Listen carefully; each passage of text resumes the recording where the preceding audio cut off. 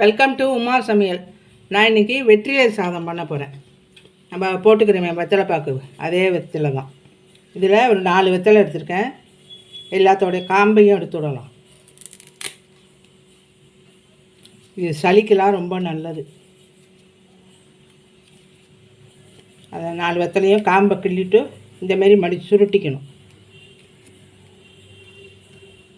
அப்புறம் அதை 2ஆக மடிக்கிட்டு பொடி பொடியாக நறுக்கிறதுக்காக தான் இப்படி. ஏன்னா எல்லாருக்கும் சளி கோல்டு வெத்தலை போட்டுக்காத வாழ்க்கலாம் இது ரொம்ப சௌரியம்.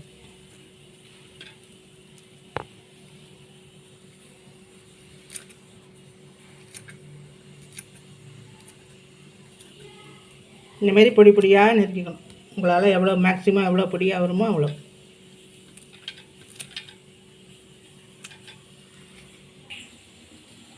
இப்போ அடுப்பில் ஒரு கடாய் வச்சுருக்கேன். வெத்தலை சாதம் பண்ண அது கடாய் சூடானதும் 1 ஸ்பூன் எள்ளு, சின்ன 1 டீஸ்பூன் எள்ளு. இப்போ எள்ளு வெடிக்க ஆரம்பிச்சிட்டு 4 பல்லு பூண்டு போடுறேன். 4 காஞ்ச மிளகா வத்தல், 10 மிளகு, உளுத்தம்பருப்பு 1 டீஸ்பூன். நல்லா செவக்கட்டும்.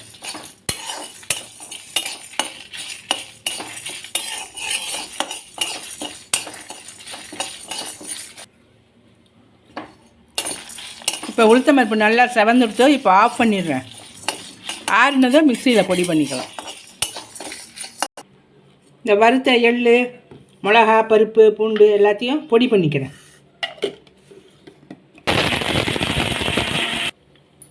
இந்த அளவுக்கு குறைன்னு பொடி பண்ணி வச்சுக்கோங்க. இப்போ தாளிக்க அடுப்பில் கடாயை வச்சுருக்கேன். அதுக்கு நல்லெண்ணெய், இதான் நான் நல்லெண்ணெய் தான் நல்லாயிருக்கும். ஒரு 2 டேபிள் ஸ்பூன் நல்லெண்ணெய் விட்டுக்கிறேன். நல்லெண்ணெய் சூடாகிடுத்து. கொஞ்சம் வேர்க்கடலை போடுறேன். ஒரு 2 டேபிள் ஸ்பூன் வேர்க்கடலை போட்டுறேன். அது கொஞ்சம் இதே பச்சை வேர்க்கடலை, வறுத்ததாக இருந்தால் நீங்கள் அப்படியே போட்டுடலாம். வேர்க்கடலை பொரியிறது. இப்போ கடலை பருப்பு போடுறேன், உளுத்தம்பருப்பு, இப்போ கடுகு போடுறேன். எல்லாம் பொரியட்டும், செவக்கட்டும் பருப்பெல்லாம்.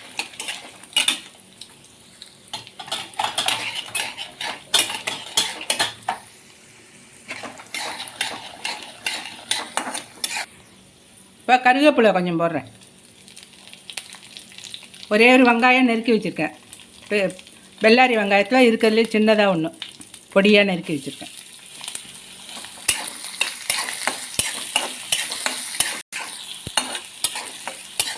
வெங்காயம் கொஞ்சம் வதகட்டும்.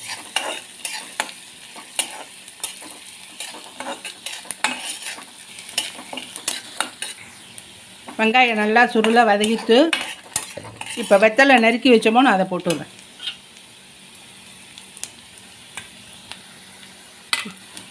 இந்த சாதம் ரொம்ப அஜீரணமாக இருக்குது, வயிறு உப்புசமாக இருக்குது.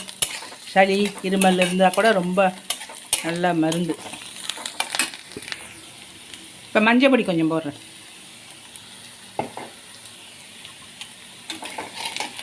இல்லை பொடி பண்ணோமோன்னு அதை போட்டுடுறேன், அந்த பவுடரை.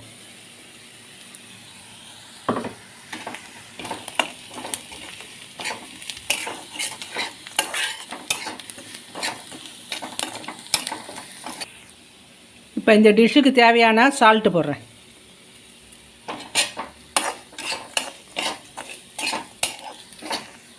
இப்போ அடுப்பு ஆஃப் பண்ணிடுறேன். சாதத்தை போட்டுறேன். உதிராக வடித்து வச்சுருக்கேன்.